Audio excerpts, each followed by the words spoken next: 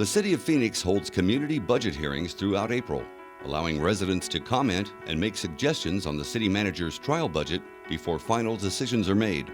This public discussion is among the reasons the city's budget so closely matches the community's highest priorities each fiscal year.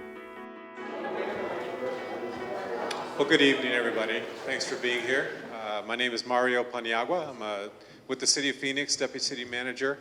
And I'm just going to kick things off, make a few comments, and then we'll go ahead and watch a video. And then in a few minutes, you'll get to hear from council members that are going to be attending as well. Councilman Nowakowski is here, and he will make some comments in a few minutes as well. So I do want to recognize that the mayor is not here, but he does have a representative, Robbie Sherwood, who is sitting in his place here tonight, so thank you for being here. We do have an interpreter as well if you need any interpretation. Isabel Fierros is here to provide interpretation. If so, just raise your hand and we will be with you very shortly. So what you're actually gonna see a video of the budget.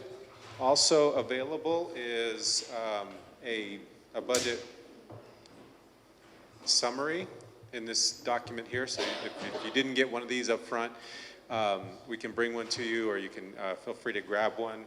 Also, if you're interested in speaking tonight, make sure to fill out a speaker card, and we will allot some time for you to speak after the video tonight. So we just want to make sure that you have that opportunity as well. So what we're going to show you is the city manager's trial budget. So this is the first draft of a budget that the community gets a chance to take a look at and review and give us some feedback and comments on it. So that's what we're doing here now, is just wanting to present that initial budget out to the community and give you the chance to give us some feedback and comments. And then what's going to happen is that feedback and comments is recorded.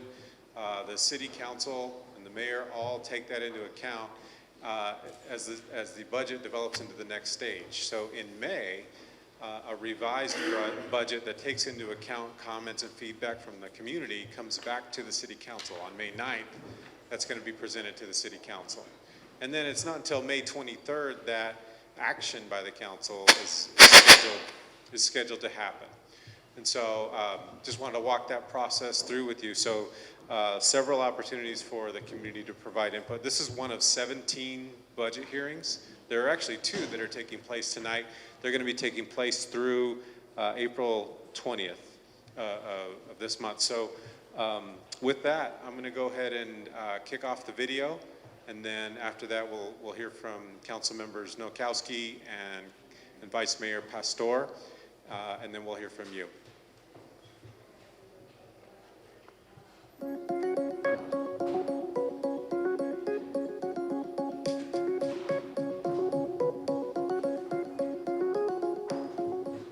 Hello, everyone, and welcome to your first look at the City of Phoenix 2017-18 trial budget. The City of Phoenix wants to hear from you. Your ideas can help shape the budget each year. The final budget provides the plan for how the city will spend taxpayer money on key services you want and need, like police, fire, transit, city parks and swimming pools, libraries, youth and education, graffiti prevention, arts and culture, and help for seniors, and how they all could be impacted. The 2017-18 Phoenix City budget is balanced as required by state law and city charter. In this trial budget, the city is preserving the services our residents value. Out of the $1.2 billion general fund budget, there is a small $1.9 million surplus. This video will present proposals on how to use these funds. So here's how the city's budget breaks down. There are 3 sources: the general fund, enterprise fund, and special revenue fund. Let's start with the general fund. 3/4 of the general fund is for police, fire, courts, with the remaining 25% going for everything else like libraries, parks, senior services, arts, and administrative and support functions. Enterprise fund departments include aviation, water services, solid waste services, and the convention center. Special revenue funds come mostly from dedicated taxes that must be used for a specific purpose. For example, the Phoenix Parks and Preserves Initiative, also called 3PI, or Transportation 2050. That funding goes for transit, light rail, and streets. Under the strong leadership of the mayor and city council, we are glad to say the budget is balanced. Phoenix employees strive every day to work smarter, save money, and serve our customers. That includes making sound financial decisions, like keeping our credit rating strong, spending within our means, and looking for savings to use for important community services. Now let's take a look at the recommendations for additions to the budget for next fiscal year. In the general fund, there is a little less than $2 million extra, plus some opportunities to use funds differently to add service. First, adding 16 civilian police assistants. They will take over some administrative duties, freeing up officers so the officers can respond to emergency calls. So adding police assistants to our existing staffing resources is going to do a couple of things. It's going to get our first responders back on those priority calls for service faster and increase our service delivery to our community. Next, focusing on homelessness in our city. The plan is to create more outreach teams by eliminating 6 vacant positions in the Human Services Department. This would free up about $500,000 to send teams of outreach workers to homeless residents on the street to connect them with services and a place for shelter. These services are critical to the city. These professional outreach teams will work hand in hand with our community partners, neighborhoods, police, to bring these really important services to a very vulnerable population. For the library, there are 2 recommendations. Contract savings would make security at Burton Bar Central Library permanent, and the other is to create more opportunities to engage kids in educational programs. Now, that leaves about 1/3 of the surplus untouched.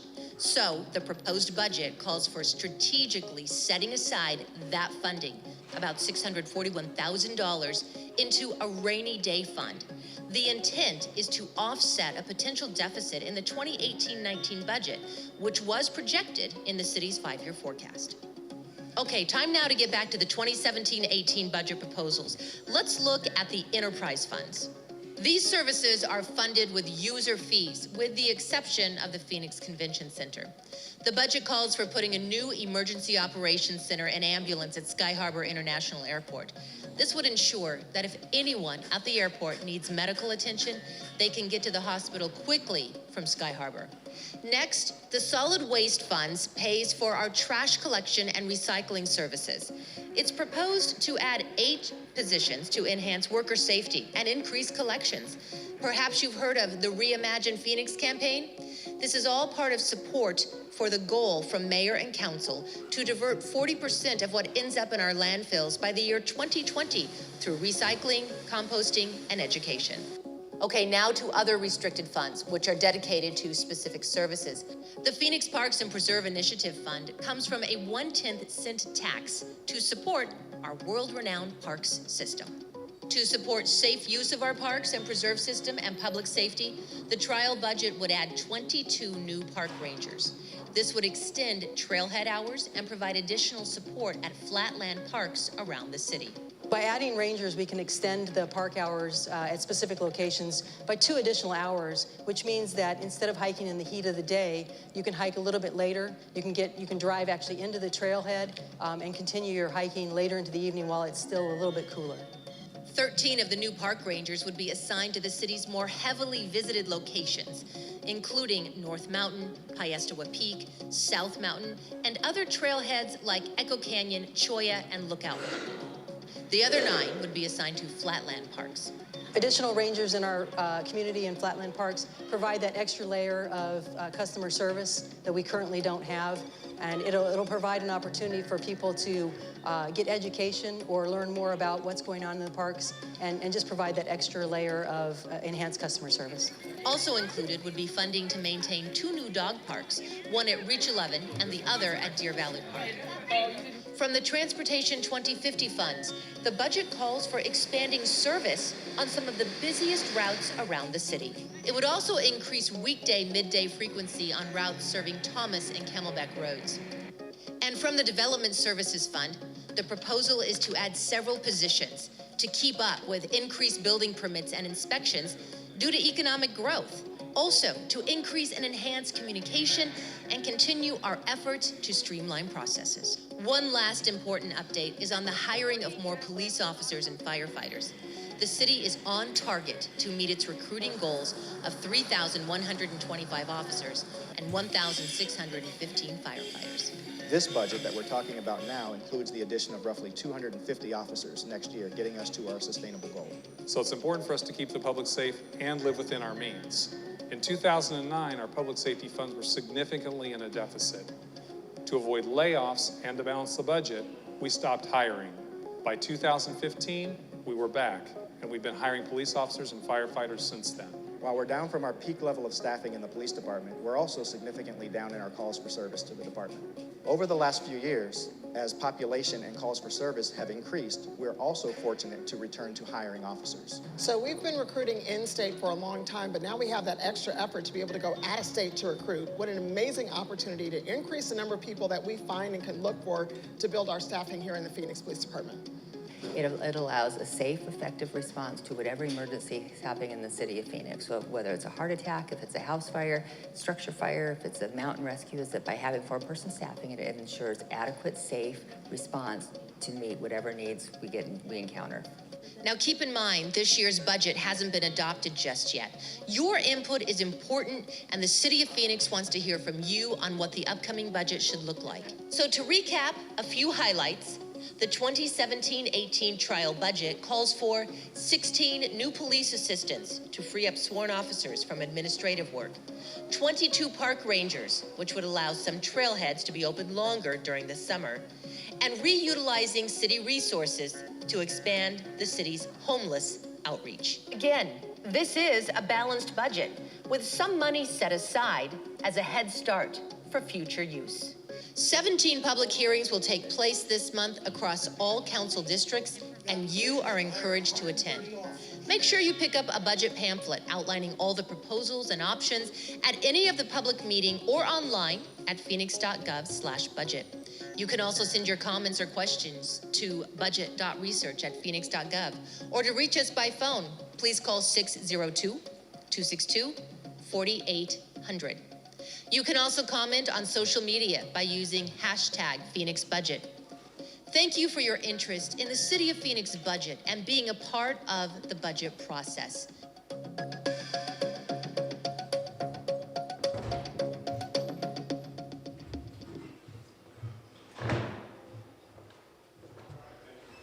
So as I mentioned, also here tonight is Councilman Michael Nowakowski, represents Council District 7. I know I saw Vice Mayor over here, but Councilman, I'd like to make some comments.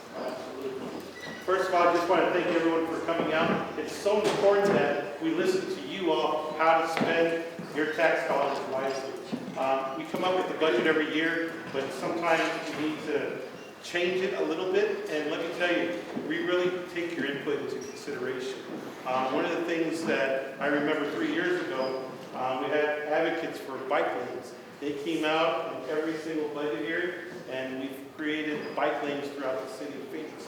We have strong advocates for police and fire, and that's one of the reasons why we're out there hiring more police officers and more firefighters. It's because of individuals like yourselves that come out and advocate for those certain programs, positions that are out there in the city of Phoenix. So once again, I just really want to thank you for coming out, for being those advocates, and voicing your opinion, and helping us spend your tax dollars wisely. So we're really here to listen to you all, and that's what I'm going to do right now. Be quiet and listen. So we have the Vice Mayor back there. All right. We will get her comments in a few minutes. Thank you, Councilman. So as I mentioned, we do have several cards here for people who want to speak. If you're interested in speaking, make sure to fill out a card. When we call your name, please come up to this microphone. We do have a camera here that'll be recording. All of the budget hearings are posted to Phoenix Channel 11 online. introduce our Vice Mayor and Representative of the City Council of District 4.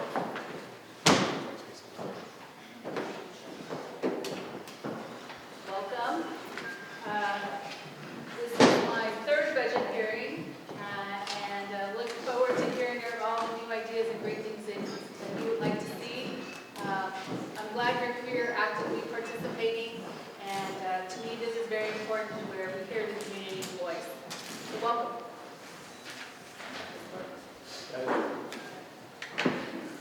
Okay. Thank you, Vice Mayor. So our first speaker card is former Councilman Tom Simplot.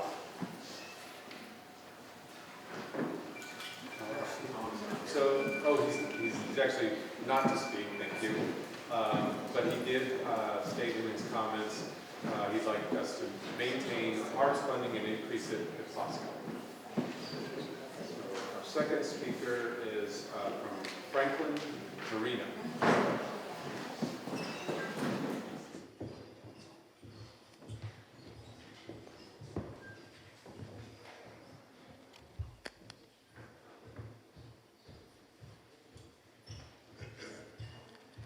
Good afternoon, and thank you for allowing me to speak. Is it okay if I face the audience? Because I know we've talked before. Good afternoon. You're going to hear me speak on three different perspectives. My name is Franklin Marino. First and foremost, I'm a resident of the city of Phoenix. I actually happen to live in District 2, Northeast Phoenix. My wife and I own a home. We pay taxes. And one of the things I'm concerned about as a taxpayer is I don't think that taxpayers in the city of Phoenix are getting the most bang for their buck.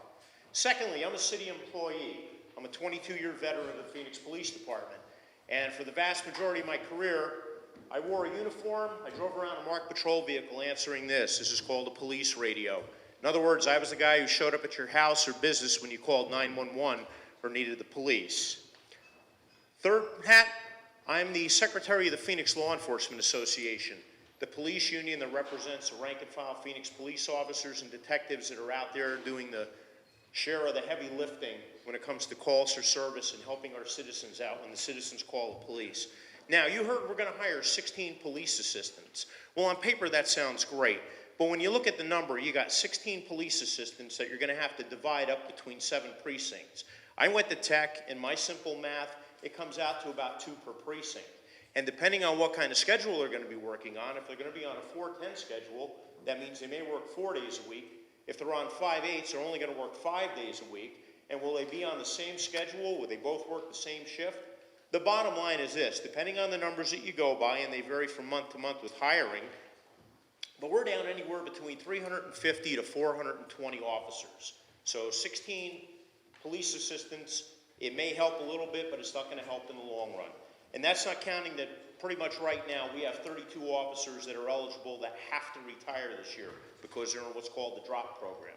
So the bottom line is that the city's been balancing the budget on the backs of public safety, and citizens are suffering. Response times are up. Priority 1 calls, crime in progress, someone kicking in your door, someone robbing your business, violent crime in progress. Average response time around the city is 7 minutes per call. Now that's an average. Depending on what part of the city you're in, it may take longer for us to get there, it may take less. Because one thing we have to realize, we are spread out across 530 square miles of real estate. We go from Anthem on the north, Gila River Indian Reservation on the south. West, we go from Peoria, Glendale, Tolleson, all the way over to Scottsdale, Tempe, and Chandler. It's a lot of ground to cover. We have open desert, mountain ranges. So that adds to a unique perspective. So again, the average is 7 minutes. We've got some officers that have told us it's taken them as long as anywhere from 15 to 21 minutes to get to an emergency call. So what we're advocating is that we staff the police department with 2.5 officers per 1,000 people. That would give us a couple of things. It would give us 4,000 total sworn. That's from the chief down to the lowest officer on the department. It would help our patrol officers, and also it would help our detectives who are on the back end. Because as calls for service increase and more reports are written, we have fewer detectives who are able to do the follow-up on that. Bottom line is Phoenix is the 6th largest city in the country. We just hosted the Final Four. Great event, right? We had people from all over the country, if not the world, focused here. Well, if Phoenix wants to be a world-class city and provide world-class service to its citizens, We need to quit treating the police department like a third world police department. Thank you. All right, thank you. One thing I didn't mention in terms of the timing, if you could try to keep comments to about 3 minutes, just to make sure that everybody who wants to speak has an opportunity, we'd appreciate that. So the next speaker is Rosemary Halusha. Okay.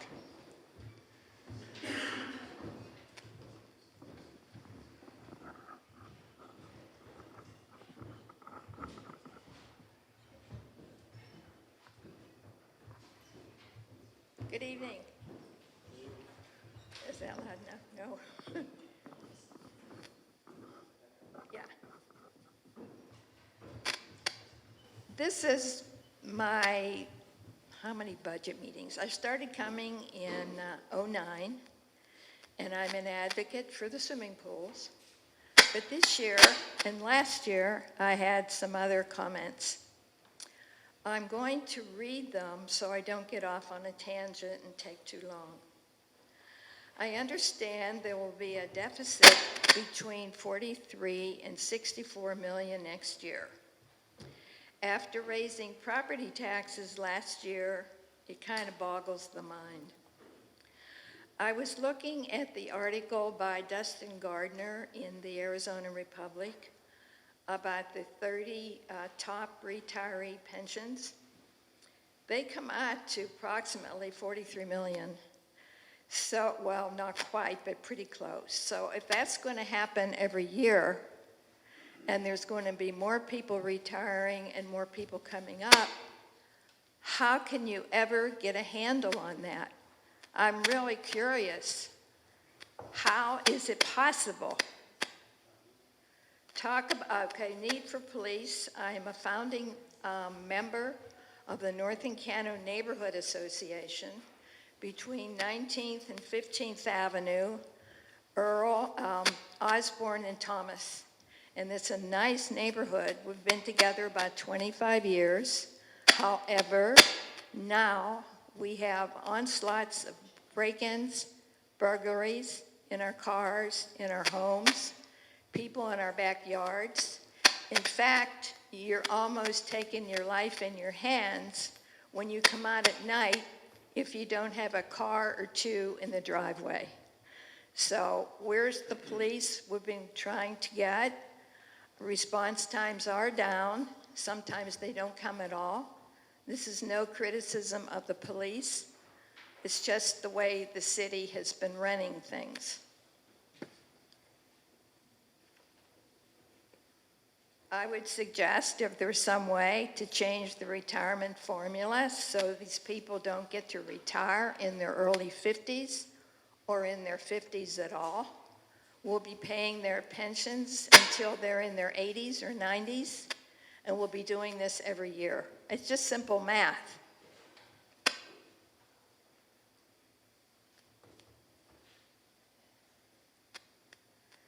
You possibly could change the interest rate that they get on their pensions. I know it has been changed before. My question is, does anyone have the courage in the entire city council, mayor's office, and the city manager to start changing the pension problems?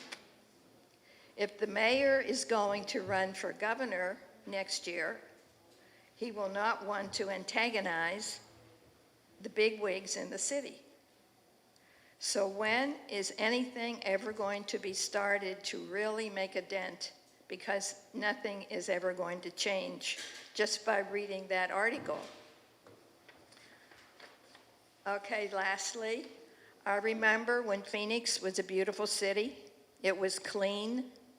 Now, unfortunately, there are parts of the city that are in very bad shape, and they're definitely in need of tax breaks that the city gives to the builders of these apartments and condos, expecting people to come here and live. So what happened to our beautiful city? One more point, the roads are in terrible condition. Thank you. All right, thank you. Our next speaker is Ginny Ann Sumner.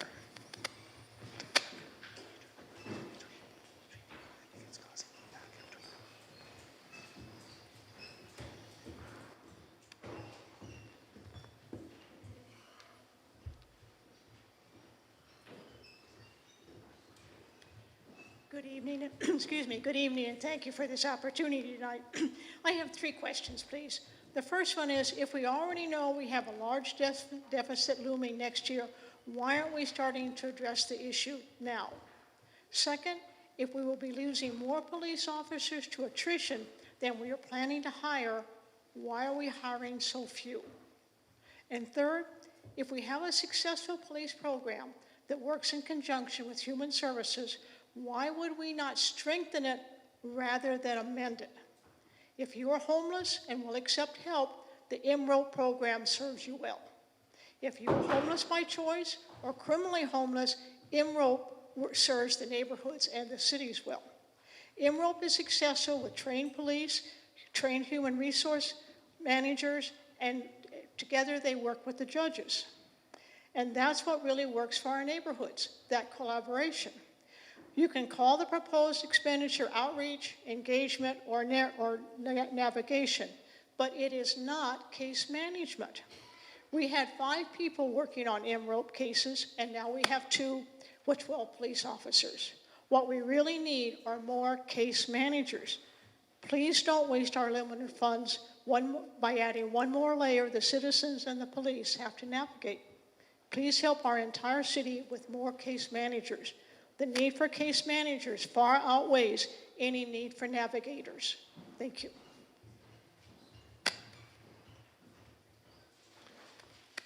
So in those comments, so that, one of the things that was asked about was the addressing of the deficit now. Now some of the additional funding that's out there, the $1.9 million, was set aside to address next year's deficit. So that is a part of it. But also in that proposed budget is the additional services that we talked about, that you mentioned, which are seen as critical, and a portion of that would be to help with the public safety with the officers by adding civilians that would enable more officers to go out to patrol. The other portion of your question to do with the addressing attrition of police officers. So the hiring goal to get a filled number of police officers by the end of 2017-18 is to reach 3,125 filled officers. And so that accounts for the attrition as well. So the hiring is intended to reach that filled position goal by that time, even including the expected attrition. And if there's unexpected attrition, then those positions would be filled as well. So may I comment or ask questions? Sure. My question in particular about the new program that involves Emerald. Are you saying that we will not be able to hire new case managers, that these will be our navigators instead to fill the gap for case managers? Actually, so we do have, I believe our Human Services Director is here, Mo Gallegos. And so There's a lot of dynamics, and I'm just going to let you, I've been studying the MRO and all the pieces that have been coming up in the budget, and there's a lot of pieces that are moving currently. I have looked at numbers today. I studied stats and data today regarding the case management. And it all depends on what you're collecting and how the data is being collected and how it's being used. So I think there's a bigger conversation we need to have regarding the outreach or the navigators and the case managers and the MRO program. I do want to say that the MRO program is not going away. It is there. It is just now what is being said and what is true and what is not true, what is factual and as unfactual. And so I am now, because it's been brought to my attention, I have been working at it very diligently, trying to put all the pieces together to have a clear understanding of where communication is, where there's clear communication and where there's a disconnect in communication. So I just want to let you know that, only because I'm working on it. No, I do appreciate that.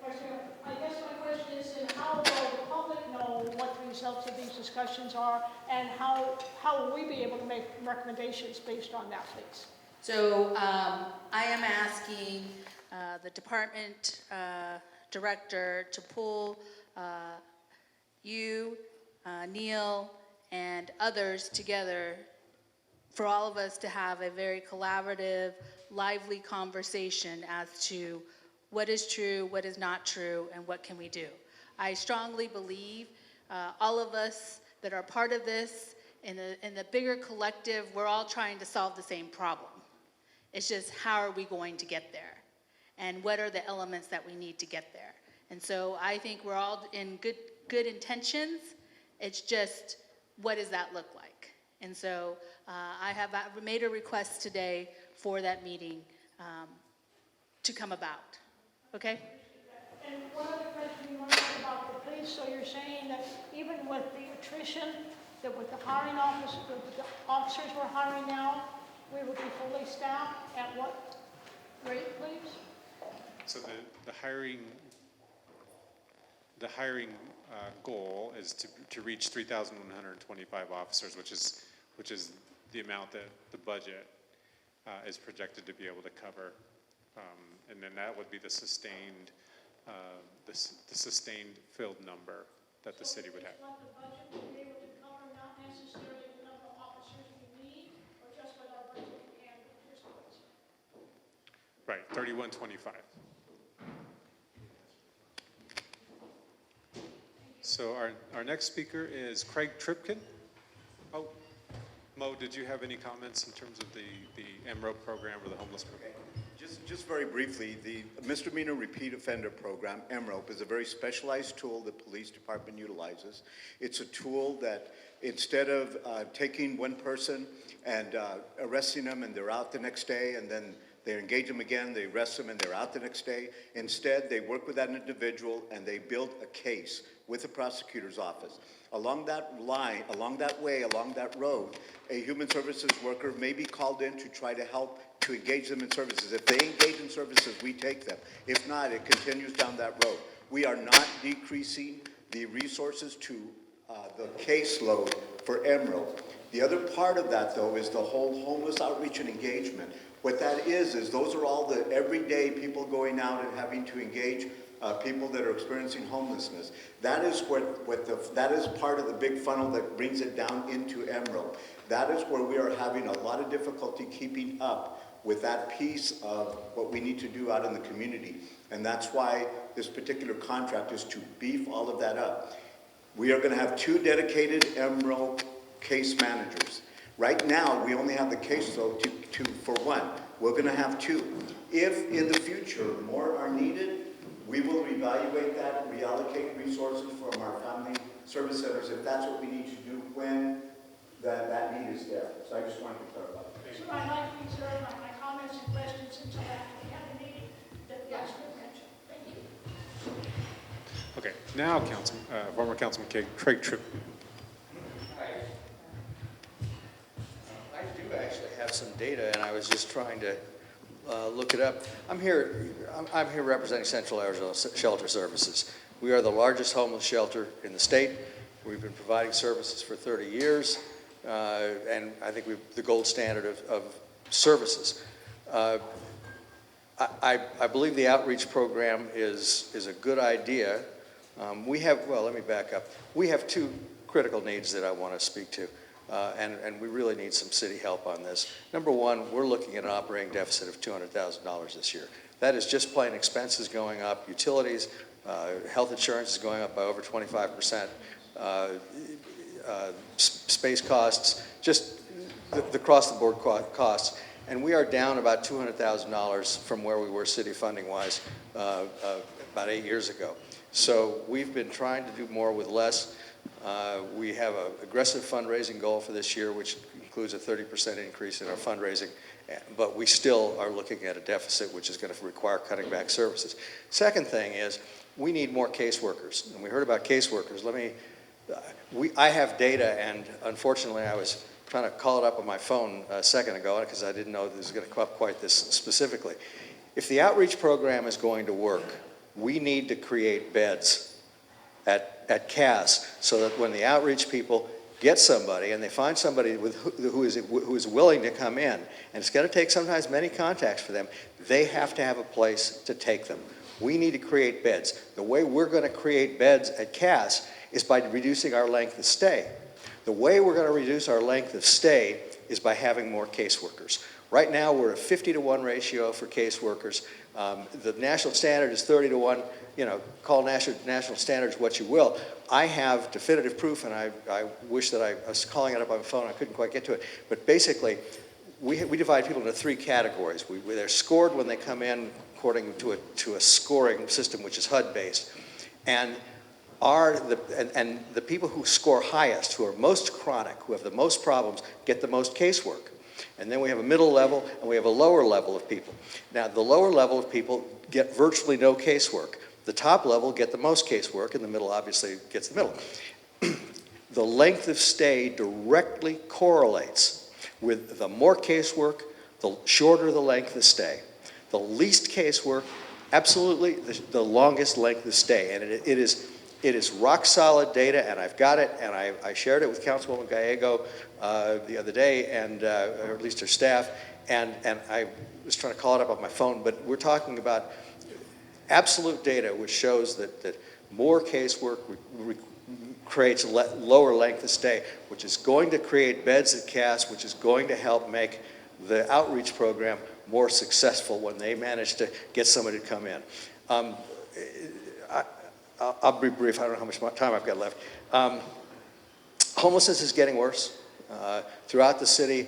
I've been speaking at budget hearings throughout the city, and I know that virtually every council district has a level of problems with street homelessness, with people who are, there's substance abuse, there's mental illness, there's physical illness, there's all sorts of things, but virtually every council district has this problem. And again, we need casework, and we do need outreach program to address this. I think that about covers it for me. I've got the data, and I appreciate very much your support. Thank you. Thank you, Mr. Tripkin. Next speaker is Jack Schimmer.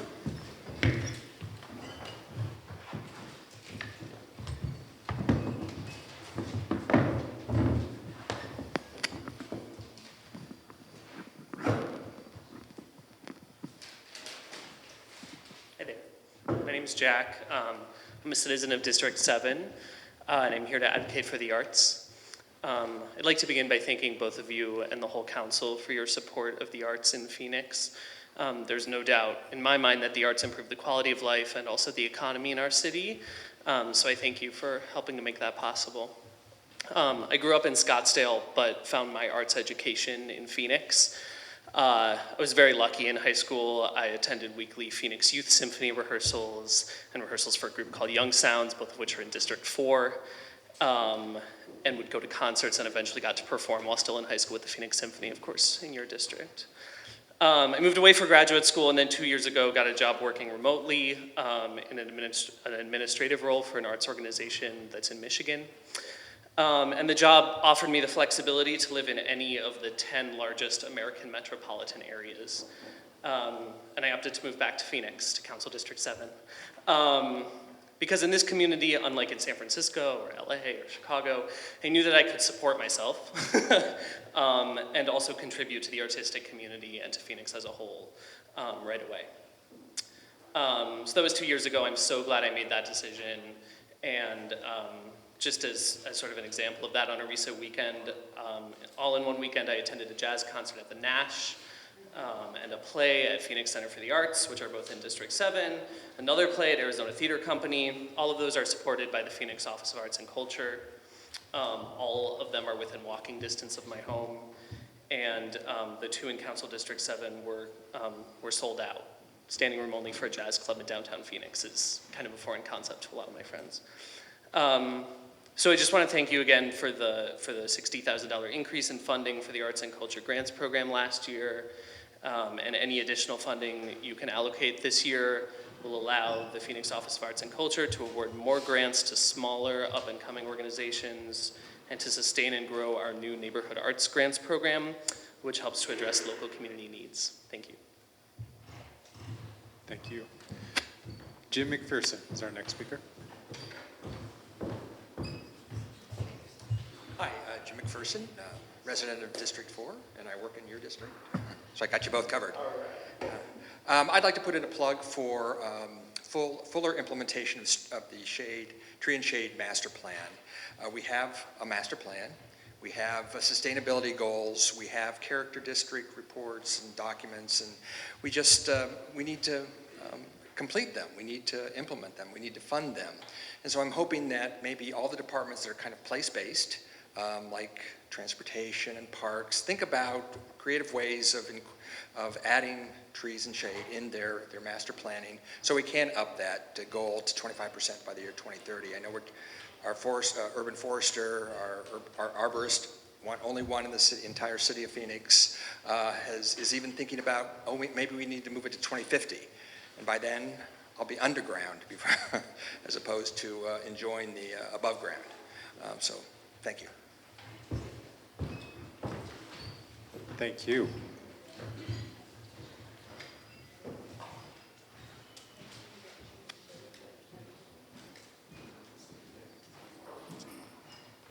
So yeah, we do, as part of the T2050 program, there are some pedestrian and mobility enhancements, part of which include shade and making the city more walkable as one of the modes of our transportation. So yes, thank you for your comments, and T2050 does support that as well. Our next speaker is Michael Olesko.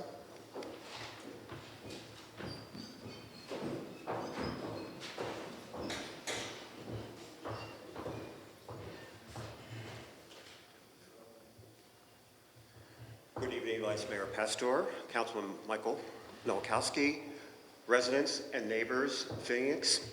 My name is Michael Lesko. I'm the curator for Foundry Hotel, which is a new art boutique hotel downtown Phoenix that really shows that the arts and business can work together and help create a very vital downtown. I also have been past president of ArtLink, the organization that keeps First Fridays together, Third Fridays, Art Detour, which we just came off in March. It really shows that the small, fine-grained arts is what's important in a city. That's what really makes it vital. That's why we're able to attract talent from other cities, because they're looking for that level of experience that they can find with the small brain and get involved. I want to thank you, as someone earlier said, about the $60,000 increase, which helps us to do additional funding. But I think the most important role I feel like I play right now, I'm on the City of Phoenix Arts Commission. I feel very honored to be on that. And the reason why is I feel like it's time now for me also, not only in my volunteerism, but to really help direct my level of passion for the arts into the community. So really want to say, if there's any additional funding that can be done for the arts, please recognize the need, especially into the community where arts is really vital, and keeping our neighbors really engaged, especially the youth. Thank you. Thank you. Our next speaker is Tim Sprague.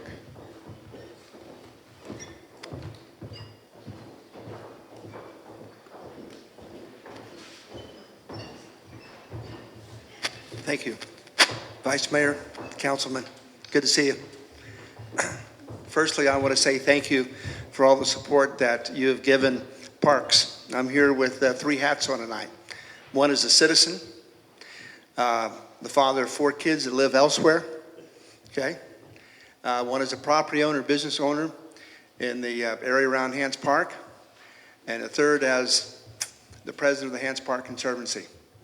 The council has taken great strides and supported Hance Park, and I want to compliment you on that. And I want to say that the Parks Department has been an absolute jewel to work with the last 7 or 8 years that we've formed the park. We're at an interesting crossroads right now. That interesting crossroads is to make that park and all the parks that are the jewels of this community work. What I've learned over the last 10 years in working with parks is there's one way to know if a park is successful. And that's if the population that you see in the park is over 50% women. And what does that connote? It connotes security, and it connotes kids. And it's kids in the park that give the life to parks. I ask that you support the request for rangers to help us with security in our parks. We've got a homeless problem. We've had 3 people talk about it tonight. And unfortunately, in the central part of our city, it becomes a collecting point and a magnet. For me to get my 4 kids that live elsewhere to come back to what I think is a better city than San Francisco, San Diego, and Durham, North Carolina, parks are going to play a big part of that. And I ask that the city continue the support for parks, look at security, and answer the request of the Parks Department to increase that security so we can make what we have that are jewels really shine. Thanks. So as we talked about in the video, from the Phoenix Parks and Preserve Initiative Fund, 22 new park rangers are going to be added, and so really appreciate your comments. That's a lot of what those rangers are there to support that security in the parks. Our next speaker is Barbara Lukowitz.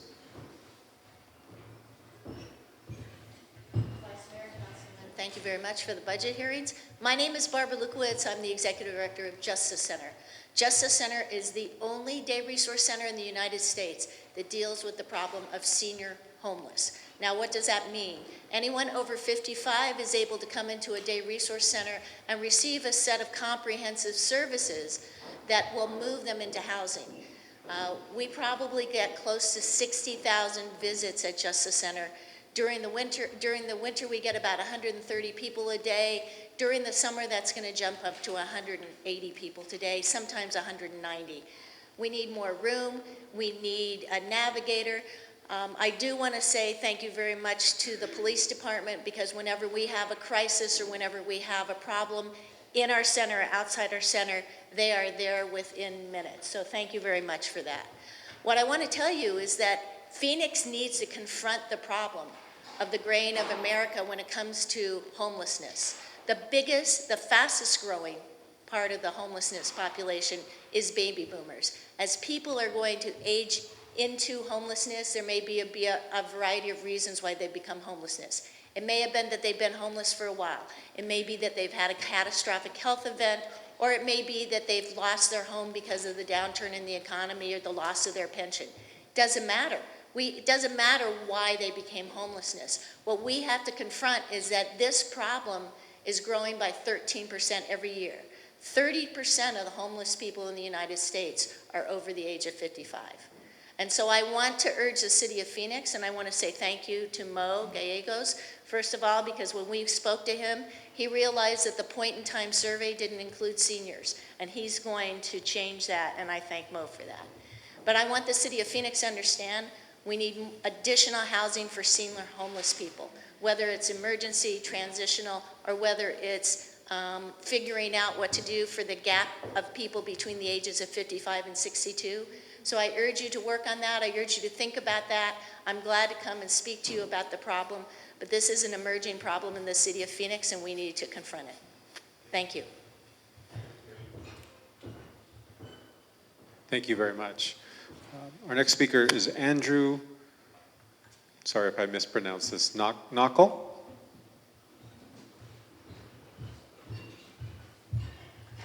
Thank you for having this meeting this evening. I'm a resident of District 7 and a downtown resident, and I'm here to advocate for increased parks funding. The downtown Phoenix in particular is adding thousands of new residents over the next few years, and many of them will not have access to parks or to public green space. And so I would be here to advocate for an additional $10 per resident in funding for parks and green space, especially in our downtown and central, in the neighborhoods of Phoenix with dense population, where people might not have access to parks. Adding just $10 per resident would get us close to the per resident funding of other cities such as Atlanta or Las Vegas, for instance, and I think have a major impact on the quality of life that we enjoy here in Phoenix. So thank you both members of the council and city staff and everyone here for putting on this meeting, and I look forward to working with you on the budget as it moves forward. Thank you very much. Thank you very much. So our next speaker is Neil Haddad.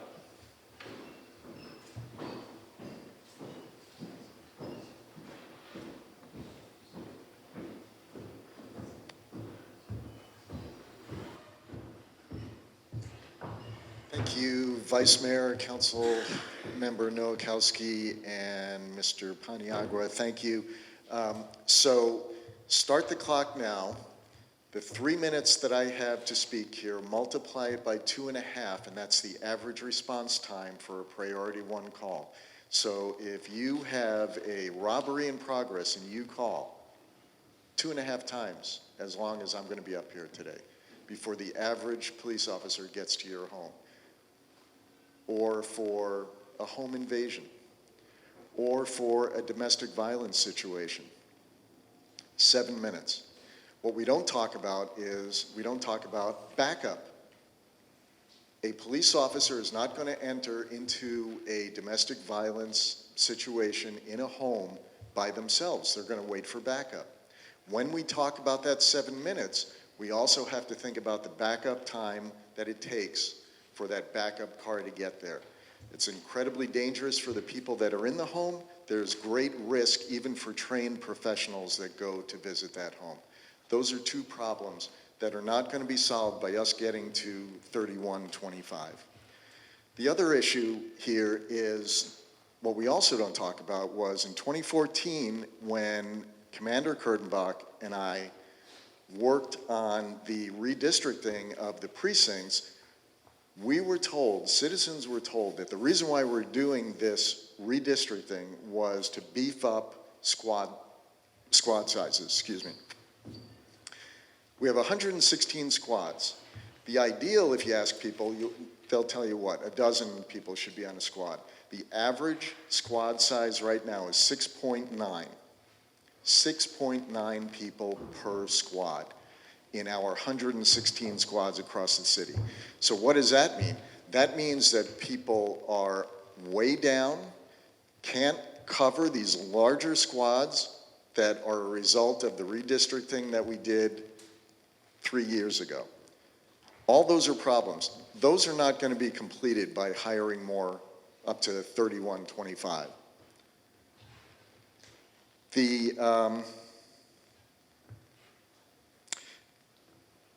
Really all of us in this city, all of us in this room share the same thing. None of us have enough police officers in this city. We don't. We're kidding ourselves if we're saying that we have enough. I don't know where this 3125 came from. I heard you say before, Mario, that it's what the budget will support.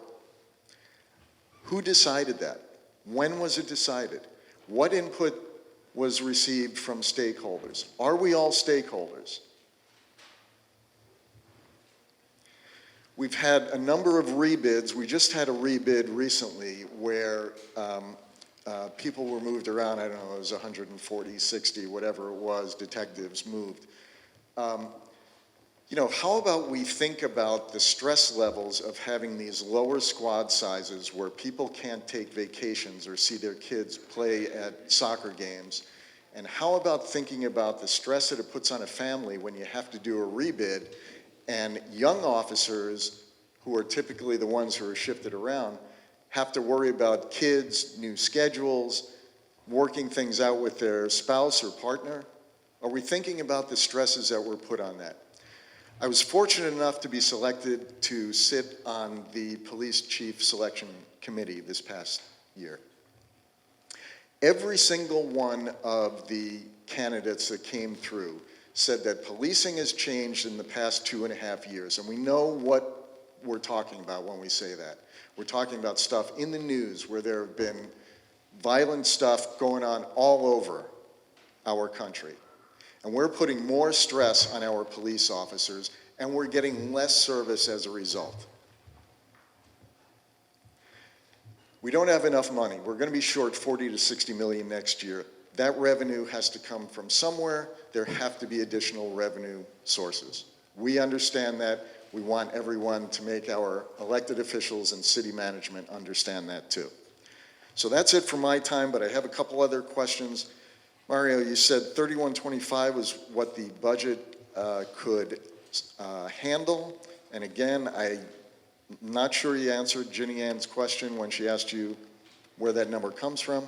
And then on MROPE, I just want to recognize the vice mayor for really taking a closer look at this. It's a great program.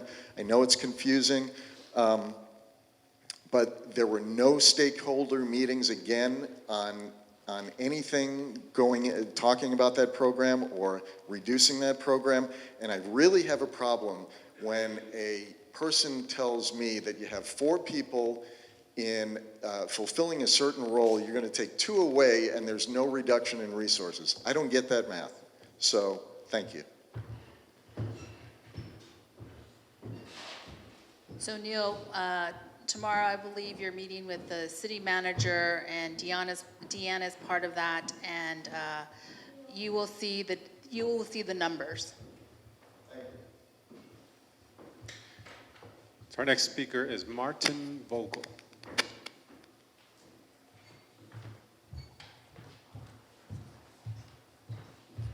Councilman, Vice Mayor, City staff.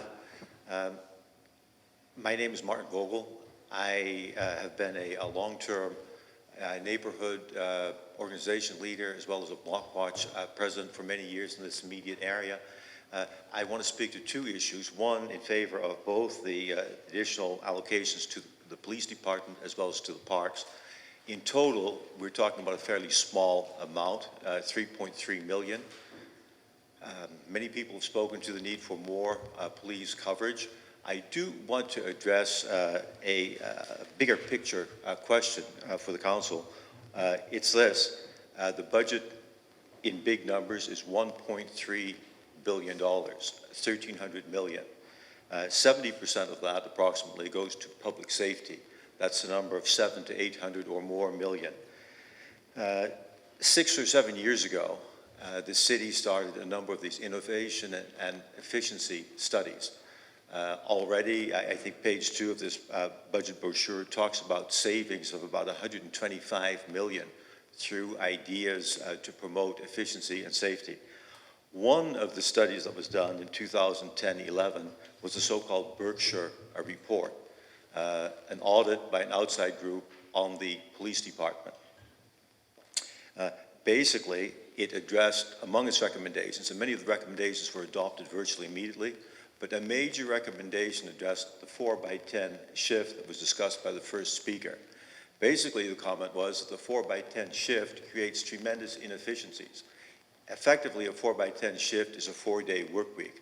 It's convenient. It was tested initially and obviously liked, but the report said that it creates tremendous inefficiencies, approximately a 42% inefficiency in manpower. The bottom line of that report was that it is possible to use our police resources more effectively, and the estimated saving in terms of budget by eliminating this inefficiency is approximately 75 million or more. It's a very, very large number, and it would be an annual number. So it would massively increase the efficiency work that could be done by the city. So that's a significant portion of the total budget, 75 million on, say, 8 to 900, 8%. Those are meaningful savings that could be used to both provide more police officers and impact the pension obligation, which is a big part that we've already talked about, that eats away at our budget. So potential saving of 75 million a year. I think Councilman Nowakowski's Public Safety Committee is probably much more on top of what's happened. That's the question in terms of how can we address greater efficiency by eliminating the 4-day work week and put more officers on the street. Thank you. Next speaker is Ray Cabrera.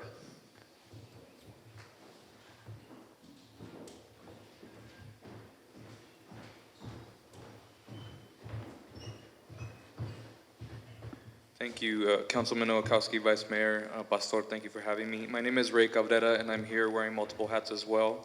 I'm a resident of District 4, and I also work for Downtown Phoenix, Inc., focusing on downtown issues. The few things that I wanted to talk about very quickly are, to echo some of my compatriots' sentiments here, is we need more parks funding, especially dedicated to maintenance. When it comes to trees and shade, I don't know if we all need to recognize that we live in a desert and it needs to be walkable. The only way we're going to have a walkable city is if it's comfortable and if it's shaded. Let's try and get back to our 2012 funding per capita, which was $128 per resident. I know that's a long-term goal, but I think we can get there.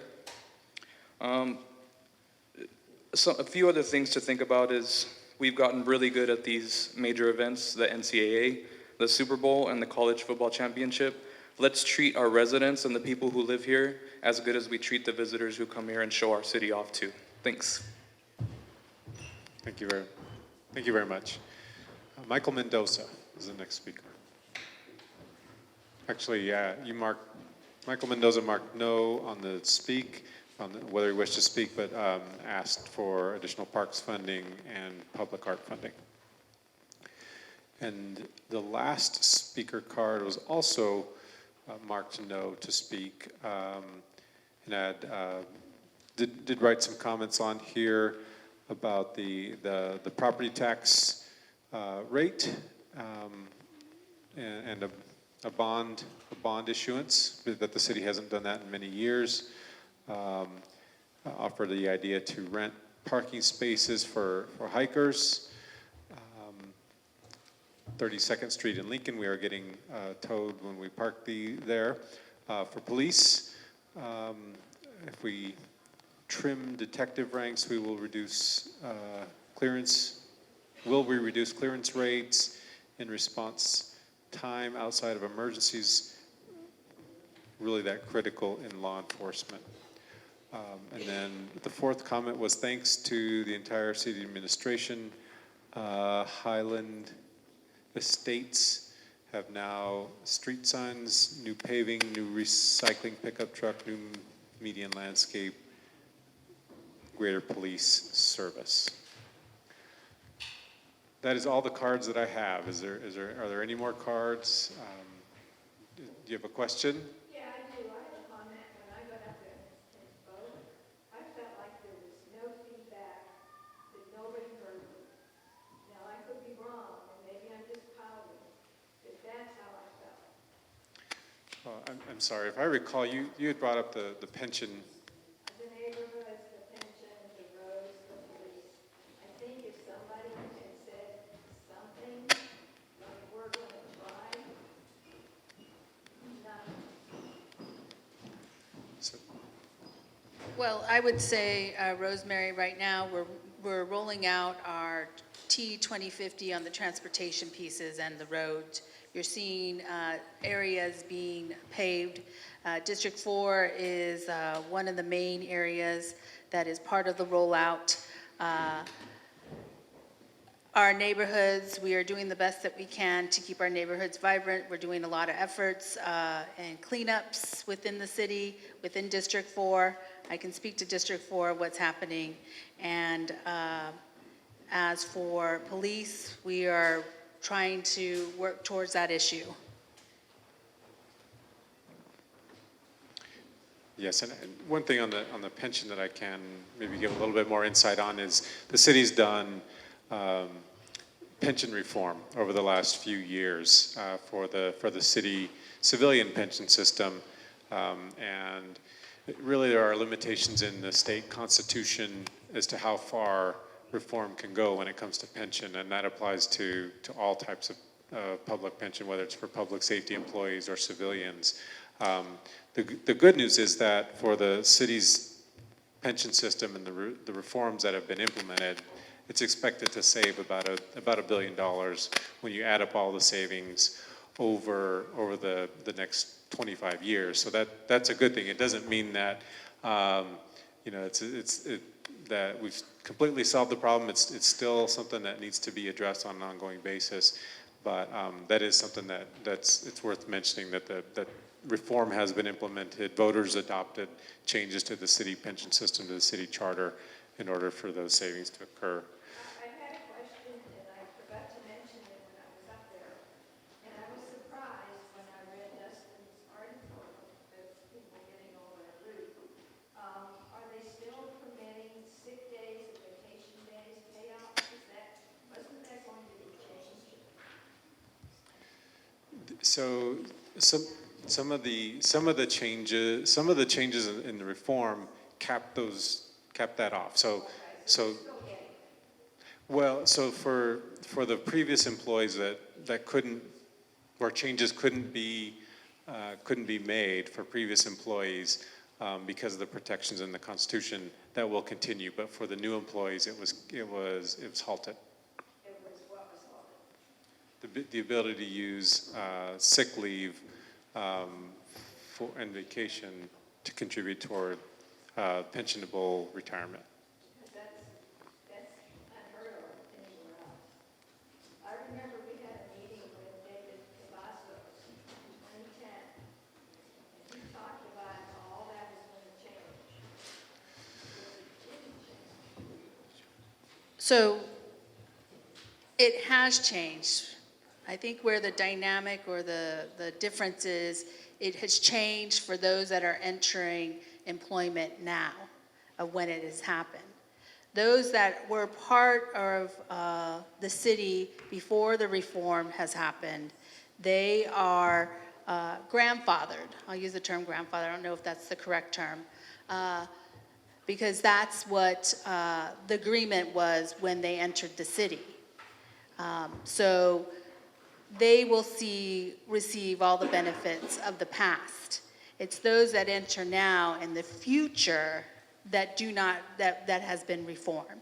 So we're in a real transition, I guess is what I'm saying, because those that have been with the city with them for a long time will receive those benefits. The other piece, go ahead.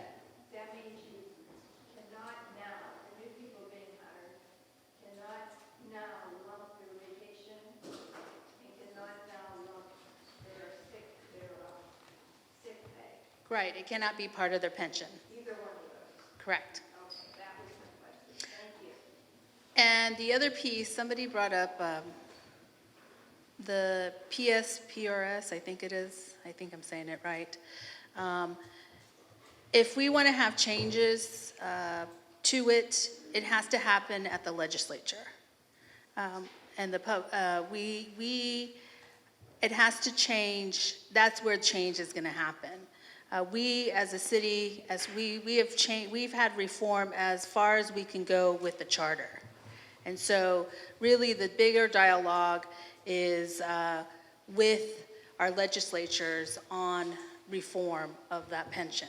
But I'm not really sure how that will go. So with that, I want to thank everybody for attending tonight and for the comments. That's really all the cards we have. Really appreciate everybody coming out and spending time to review the city budget and provide comments on the city budget. So everybody have a great night. Did you have any closing comments? No, really quick, I just want to wrap it up, is that we heard you loud and clear when it came to the arts and how important arts is, and that the $60,000 is going to help out a lot, but at the same time, if there's extra funding, it would really be great to have some funding go into the arts program. We also heard very loud and clear that we need to bring back our beautiful city the way it used to be. We need to invest more in our neighborhoods, especially the poor neighborhoods. If we can find some kind of funding program where we don't fund developers, but we fund neighborhoods. Somebody brought that to our attention, that we need more caseworkers and that we need to really operate with data. So how can we gather data and make sure that we operate with the data that we get? We look at going back to 2012 funding of our trees and shaded master plan, and that we need to complete it, and we need to follow those that master plan that we created back in 2012, and also our parks. We need to have safe parks, and at the same time, hiring the 22 rangers is great, but we need more security out there in our parks. We also talked about, and a big issue was also the homeless, that we need to look at different organizations that are out there, CAS and the Justice Center, that focuses on seniors too. A lot of times we forget that we have senior homelessness that's out there, and how can we partner up and find funding for that program also. And then the big issue that I heard was really, we have a little crisis going on when it comes to public safety and our police officers, that the response times are really, it takes a lot of time for our police officers to respond. That when somebody has their house broken into, waiting a couple hours, that seems like days for an individual that's waiting to have somebody escort them into their homes, and we understand that. And that the top priorities are that priority one calls are top priorities when it comes to somebody getting their house broken into, their cars broken into, and that we need to hire more police officers. We heard you loud and clear, and we heard the whole issue of where do we come up with 3,125 police officers, and if that's what our budget can actually allocate at this time, and it is at this moment. What we're looking at is we have all kinds of safety grants and other commitments that we have out there that right now with the budget, without cutting any of the other amenities or other programs, that's what we have budgeted. If you feel that we need to hire more police officers, and I'm a big advocate for public safety, then you need to come out to all the budget hearings and advocate that. Not just the budget hearings, but also to the council members. Talk to your council member of each district. The other thing is we looked at different studies. Somebody brought up the 4 days, 10-hour shifts. Maybe that's something we need to talk to the police chief and also to the union and figure out if that's what our men and women want to do and if it will save us money, and maybe open up that chapter again and look into it. I remember it was very controversial, and there's some people that loved it, some people that didn't like it, but we need to look at it again maybe. So those are kind of the top issues that I heard, and if there's anything else, we'll be in the back of the room answering any questions. And I just really want to thank all of our staff members that came out and listened, and they're here also as resources. And once again, I really want to thank this community out here for all their advocacy, especially with, I know that we have our director of the airport here, but it's really all the advocacy against the flight path that we have. It's really you all organizing yourselves, going after the federal government to really listen to us, and with a joint effort with the city of Phoenix, it's really a Team Phoenix approach. So once again, thank you for your grassroots effort, and we'll continue doing our side of it. I know that Laura and myself are big advocates, and having the grassroots efforts also really helps out, so thank you. Thank you.